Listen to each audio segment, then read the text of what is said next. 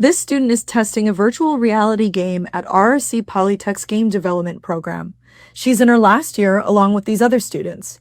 The students that we've talked to have mixed feelings around AI in the gaming industry. It's definitely kind of worrisome because companies think that it's going to be good enough for what they want it to do.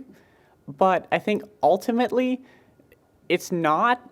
So eventually things are going to kind of level out. I think I'm more worried about companies trying to replace artists than programmers. Dylan Fries, instructor in the program, says that some students have expressed concerns with AI taking their jobs once they leave. There's a lot of hype about, oh, it's going to replace all the jobs and it's going to replace programmers and all this stuff. So the biggest impact I've actually seen is just like a negative sort of mental health impact on the students stressing out about it. This seems to be a common concern with students across the country. Christopher Mitchell, head of the Vancouver Film School's Game Design and Programming Department, calms his students' nerves by saying this. When was mediocre ever good enough for you? Like literally you. You know, when was mediocre ever good enough for the films you saw or the books you read or the art you like to look at or the video games you play? Fry says the concern around AI has died down a little over the last year. Some students aren't as worried about it. The jobs that it would impact are probably jobs that I wouldn't want. Because if they think that a human can be so easily replaced by a chatbot, then I probably am not going to be treated very well there. It just doesn't feel like it affects me that much. I know it's a big thing, it just feels kind of like a fad. I think it's going to stay as good as it is for like a very, very, very, very, very long time. Mitchell and Fries explain why they're not concerned about AI. What an AI enthusiast will say is they'll say, oh, it's going to get better. Every year it gets better. Every year it gets better. To which I say, well, actually, no.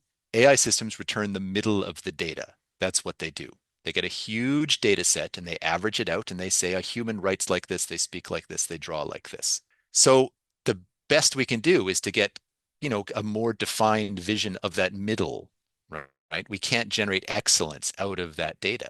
And that's where we are, right? So I have a complete faith that, the middle of the internet is not a threatening place. As you train computers to be more like humans, they start to make human-like mistakes and they start to sort of have human-like problems and they start to have sort of human-like tendencies. This is a machine, it doesn't have empathy.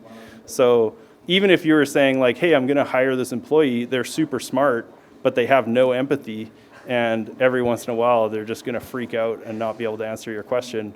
It's like, I don't know if that's a good hire, even if they're very smart. Mitchell and Fries say average isn't good enough in the game development industry. The bar for what's acceptable is so much higher, and AI hasn't been able to keep up. This has been Hannah McKenna from The Projector.